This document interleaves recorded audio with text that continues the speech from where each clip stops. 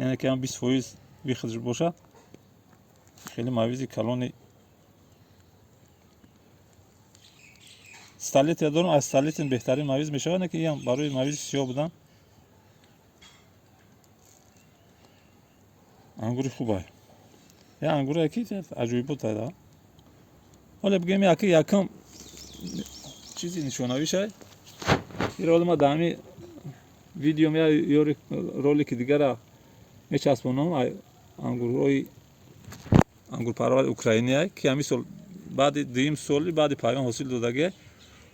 یعنی خشوش هم میبینید چند کلونه. یعنی در دیم سیم سال حاصل بعد پایان. اینا کسی معقول باشه نمی انگوری که من شما نشون دادم قلمشوش همش هست. اگر پایان کرده بتونین نیالوش ندارم. پایان کرده بتونین این ماه دکبر ینور مراجعت کنید قلمشوش هست. خیلی میبره این نتیجه پایان.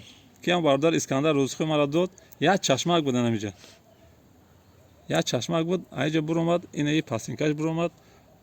ما پاسینکاش گرفته با 15 جای دیگه در پایان کردن. خلاصه اینم خیلی 90 15 90 شده ولی اینه بلندش ببین. اوه چویلو رفت. 20 روز بعد پایان ما شما را نشون دادم وقتی ساز بود. اینا نمودید خیلی نافق داره.